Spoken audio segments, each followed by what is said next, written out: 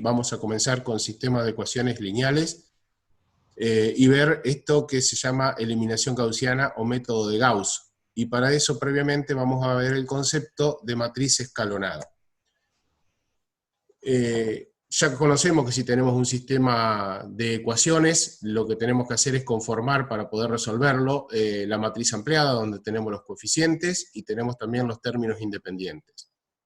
Y el objetivo es transformar la matriz ampliada en una matriz de la forma que tenemos escrito aquí a la derecha. También habíamos visto que una vez que terminábamos todo el proceso de operaciones elementales por fila, en donde aplicábamos el método de Gauss-Jordan, podíamos observando la última fila, si es que habíamos tenido que ninguna fila anterior se anulara. Si ninguna fila anterior se anulaba, nosotros podíamos clasificarlo, observando esa última fila no nula, como sistema compatible determinado, sistema compatible indeterminado o sistema incompatible. A todo esto ya lo habíamos analizado. Lo que vamos a ver a continuación es que no va a ser necesario transformar en cero todos los elementos, aparte de la diagonal principal de la matriz de los coeficientes, sino que nos va a alcanzar con transformar en cero solo los que queden debajo de la diagonal principal. En este ejemplo, habríamos trabajado de más y solamente tendríamos que haber logrado ceros donde está el triángulo verde, sin preocuparnos por los otros elementos. A esto lo vamos a ver ahora, y recibe el nombre de eliminación gaussiana. Es decir, que si yo no tengo que transformar en cero estos elementos que se encuentran aquí arriba de la diagonal principal, voy a tener que realizar menos operaciones elementales por fila, porque no tendré que trabajar para anular estos elementos. Pero el problema que voy a tener es que una vez que termine, voy a tener que trabajar un poquito más para obtener la solución del sistema. ¿Por qué? Porque ahora esos elementos que están arriba de la diagonal principal no van a quedar cero, y entonces yo no voy a poder leer que directamente X va a ser el valor de alfa, Y va a ser el valor de beta, Z va a ser el valor de gamma, porque acá no voy a tener ceros, sino que voy a tener otros números, y entonces tendré que trabajar un poquito más algebraicamente hasta encontrar la solución. Ustedes después podrán optar por cualesquiera de los dos métodos, es decir, por hacer todos ceros excepto la diagonal principal, o solamente hacer ceros debajo de la diagonal principal. Lo que sí quiero aclarar es que sirve también la matriz de control que nosotros habíamos visto ayer. O sea, la columna de control, perdón. Eso también sirve porque me da seguridad en los cálculos. Bueno, ahora lo que vamos a ver es cuando una matriz está escalonada, que es lo que tenemos que lograr para aplicar este método de eliminación gaussiana. Y hay 4 condiciones que vamos a ir viendo con ejemplos. Primero, una matriz está escalonada si todas las filas cuyos elementos son 0, si es que tiene filas con elemento 0, aparecen en la parte inferior de la matriz. Es decir, en la última, o en la última y en la anteúltima, o en las 3 últimas, pero no en el medio, no al principio. Acuérdense que si aparecen al principio o al medio, lo que tenemos que hacer nosotros es con una de las propiedades que veíamos de operaciones elementales, que es cambiar una fila por otra. Pero siempre tiene que estar en la parte inferior de la matriz. Entonces nosotros vamos a ver aquí 4 matrices que están escalonadas. Fíjense que de las 4 matrices, ahora vamos a ver por qué están escalonadas, ¿no? Pero de las 4 matrices, una sola tiene ceros en una fila completa, y esos ceros se encuentran efectivamente en la parte inferior de la matriz. Es decir, que con esto estaríamos cumpliendo con la primera de las condiciones. Es de las más sencillas. La segunda nos dice que el primer número diferente de 0, primer número que sea distinto de 0, comenzando por la izquierda, es decir, por la primera columna, en cualquier renglón cuyos elementos no todos son ceros, tiene que ser un 1. A ver, vamos a analizar la primera que tenemos a la izquierda. Primer número diferente de 0 en la primera fila es 1. Perfecto, porque dice que tiene que ser un 1. En la segunda, primer número diferente de 0 comenzando por la izquierda, donde no todos son ceros, fíjense que en esta segunda fila tenemos 0, 1, 0. El primer elemento que aparece desde la izquierda hacia la derecha en esa fila también es un 1. Y el tercero que aparece también es un 1. Es decir, que esa estaría cumpliendo con esa condición. Vamos a ver qué pasa en la segunda matriz. Primera fila, primer elemento que aparece distinto de 0 es un 1. Segunda fila, primer elemento que aparece distinto también es un 1. Tercera fila también es un 1. ¿Qué no podría haber ocurrido acá? Y que en vez de este 1, por ejemplo, de la segunda fila, segunda columna, hubiese habido un 3, porque la condición es que tenga que tener un 1. Obviamente que lo podríamos haber transformado, si ahí hubiésemos tenido un 3 en esta segunda matriz, en una siguiente operación dividiendo todo por 3, toda la fila por 3. La siguiente matriz, vemos que el primer elemento de la primera fila es un 1, o sea que ese ya lo cumple, y en la segunda fila arrancamos con un 0, con otro 0, y después aparece un 1, o sea que también cumple con esa condición.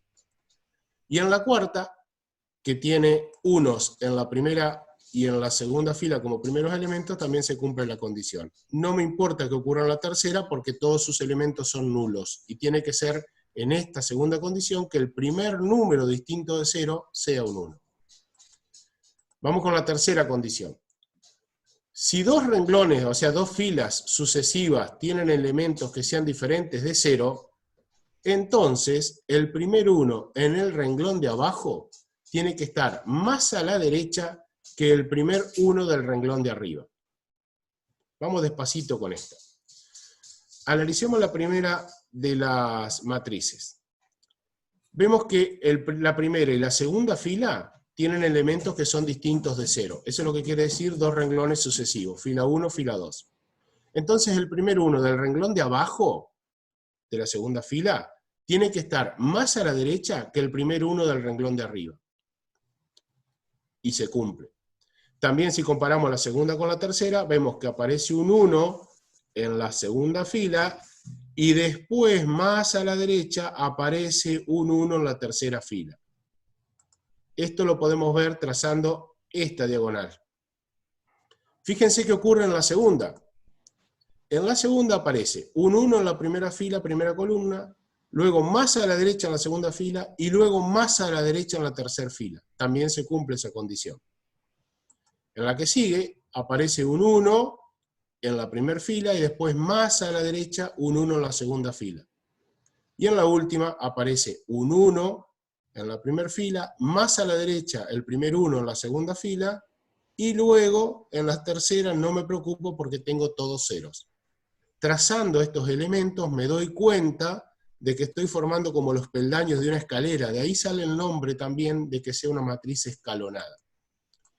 Y la última, la cuarta propiedad, es que cualquier columna que contiene el primer 1 en un renglón tiene ceros en el resto de sus elementos. Vamos a ver cómo es esto. El primer número diferente en un renglón, si no lo hay, se llama pivote para ese renglón, que eso ya lo habíamos dicho. A ver si se entiende.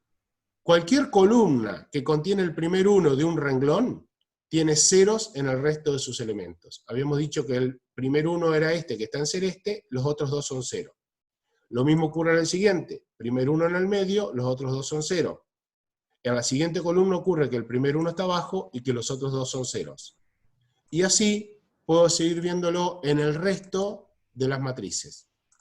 Observen que cada vez que logré un 1 que es pivot, o sea que es primer elemento distinto de 0 de una fila, todos los elementos de la columna tienen que ser 0. Esas cuatro propiedades juntas me definen a mí que una matriz es escalonada. Y cuando la matriz está escalonada, yo termino el proceso de eliminación gaussiana y puedo empezar a calcular las variables. Vamos a ver un ejemplo. Las operaciones las vamos a ver rápidamente porque ya hemos visto en toda la semana cómo hacer operaciones elementales en una matriz. Entonces, veamos qué es lo que necesitamos. Primero, encontrar un elemento pivot, que es este 1 que tenemos en la primera fila, primera columna, y luego para que esté escalonada, o digamos, aplicando la última de las propiedades que vimos recién, si ese 1 es el elemento pivot, debajo del 1 tienen que aparecer ceros. Entonces tenemos que anular este 4 y anular este 3. Esas operaciones ya las sabemos hacer, 4 fila 1 menos fila 2, que nos da este resultado.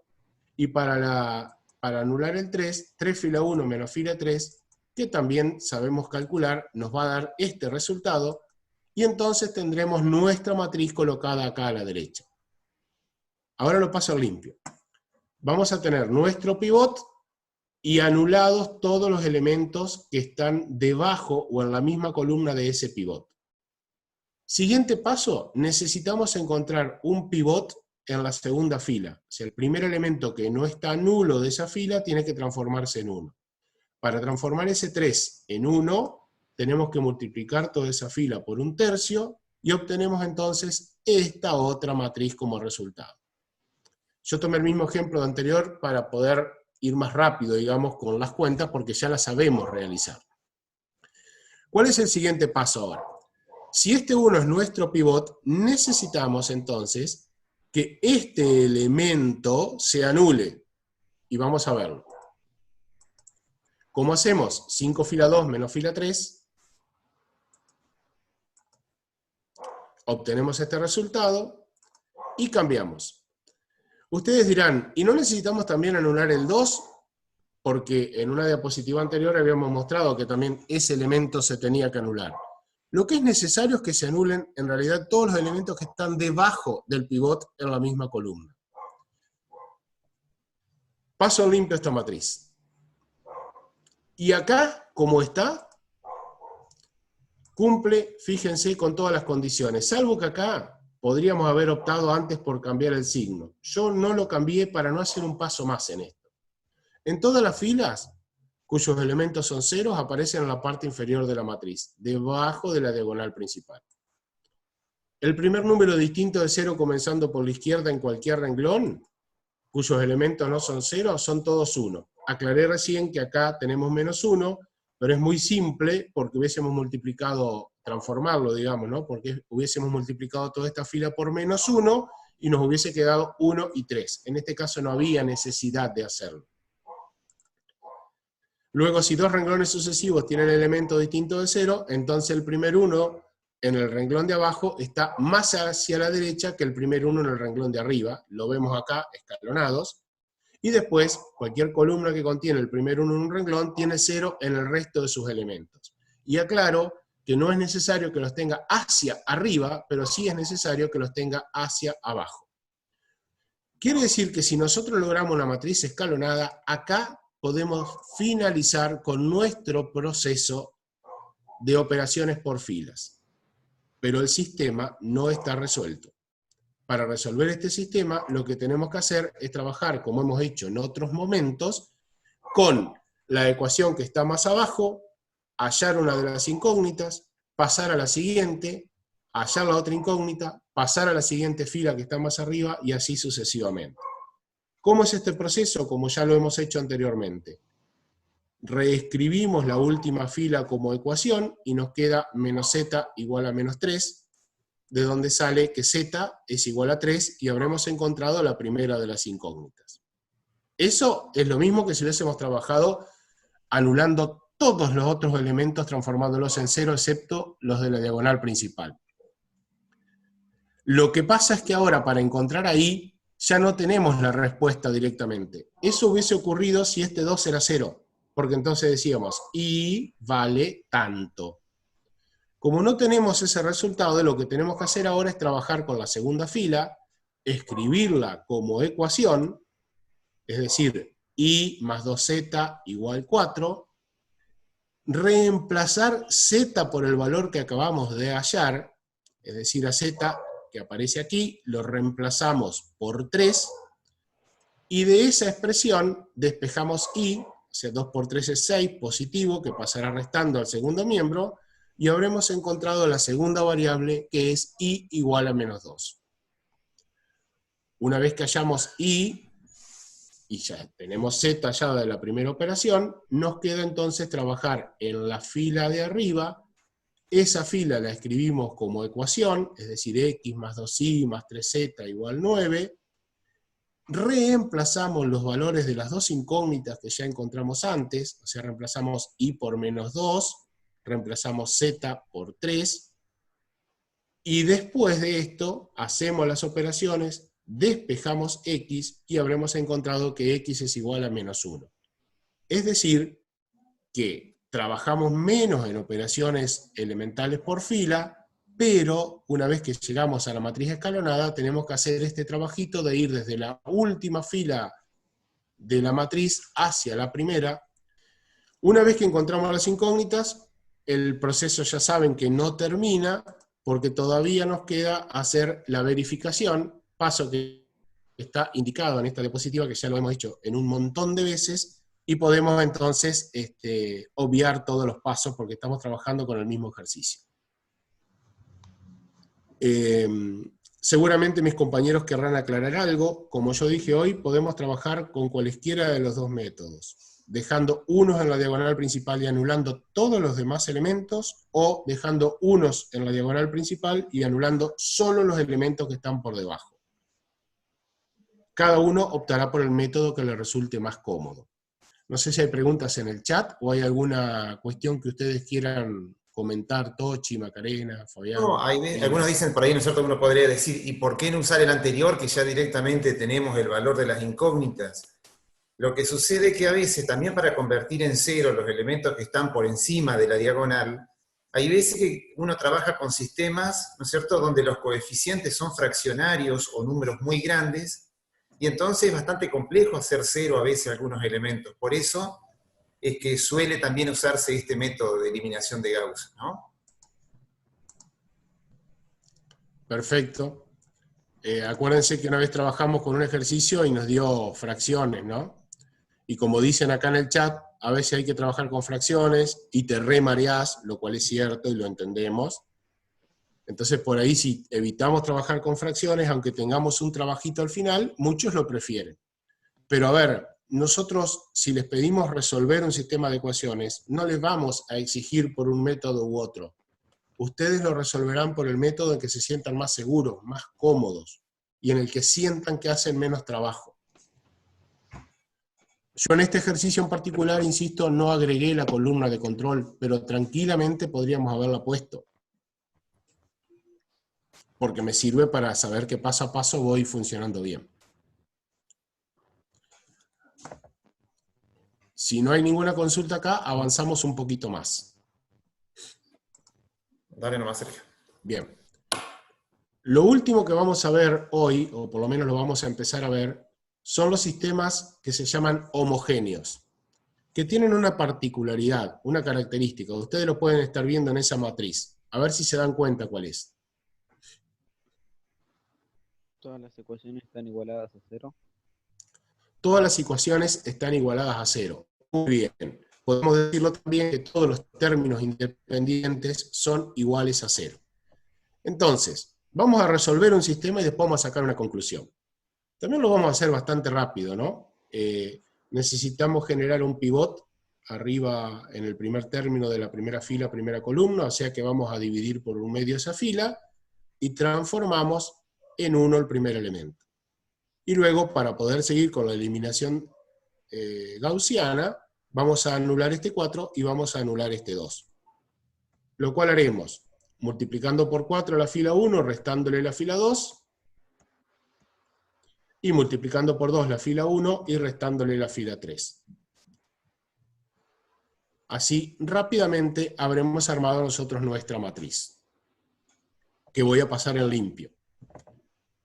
Siguiente paso, una vez que tenemos nuestro pivot en la primera columna y todos los demás elementos que están por debajo nulos, es generar un pivot en la segunda fila con el primer elemento que aparece distinto de 0. O sea que lo que tenemos que hacer ahora es dividir por 3 la fila 2 para encontrar ese pivot, y el siguiente paso sería anular los elementos que están por debajo del pivot, o sea, anular este menos 3.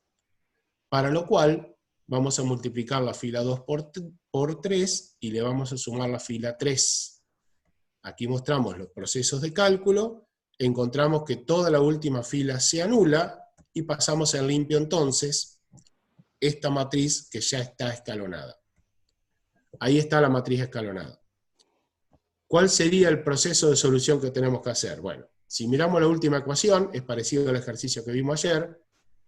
Sabemos que cualquier terna ordenada verifica esta ecuación, Y si ustedes logran clasificar a este sistema, de acuerdo a los valores de la última fila que encontrábamos en una matriz que estuviera escalonada, ya nos podrían decir si este sistema es compatible o incompatible, y en el caso de ser compatible, qué tipo de compatibilidad presenta. Así que a ver si hay respuestas en el chat. Compatible e indeterminado, están diciendo, Sergio. Compatible indeterminado. Bien, es decir que tiene infinitas soluciones. Entonces, como ya sabemos que este sistema va a tener infinitas soluciones, yo necesito saber cuáles son. Para ello, recuerden que reescribimos la matriz como sistema de ecuaciones. Si es compatible indeterminado es porque seguramente por lo menos una fila se anuló, y entonces vamos a tener menos ecuaciones que incógnitas. Efectivamente tenemos 2 ecuaciones con 3 incógnitas. Parecido al que vimos ayer, pero ahora del otro lado del signo igual solo tengo ceros. Los términos independientes son nulos. Para resolverlo, recuerden que elegíamos, para hacerlo más sencillo, la variable que se repite y le asignábamos un número, un valor alfa, que puede ser cualquier número real.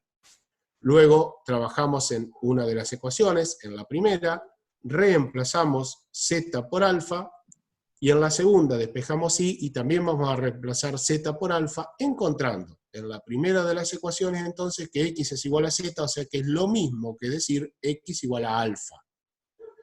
Y en la última de las ecuaciones que habíamos encontrado y igual menos 2z, cuando a z lo reemplazamos por alfa, nos queda y igual menos 2 alfa.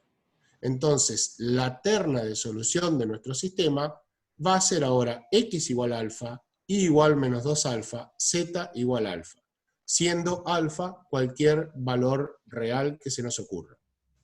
El sistema es entonces compatible indeterminado y tiene infinitas soluciones. Como hicimos ayer, la pregunta es, ¿cuáles son esas soluciones?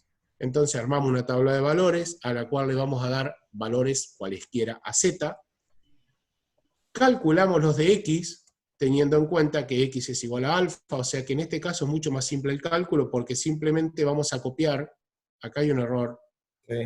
en Para esto, x igual 0, para z igual 0. porque x tiene que ser menos 2, z tiene que dar menos, x tiene que dar menos 1, 0, 3 y 4,5, o sea, lo mismo que aparece aquí. Esto ya lo vamos a corregir antes de subirlo entonces, porque x es igual a alfa, chicos, o sea que los valores que aparecen para z tienen que aparecer también en esta primera columna. Y luego, ahora está corregido, ahí está. Y luego, los valores de y que tenemos, menos 2 por alfa, o sea que miren z y miren y. Todos los valores de z multiplicados por menos 2 están en la segunda columna. Estas soluciones que están escritas acá, efectivamente están bien calculadas, y quiero destacar una en particular de ellas, que es la que dice x igual 0, y igual 0, z igual 0. Y les voy a dejar esto como un mensaje. Siempre la terna 0, 0, 0 será una de las soluciones del sistema. Siempre un sistema de ecuaciones lineales homogéneos va a tener como solución 0, 0, 0.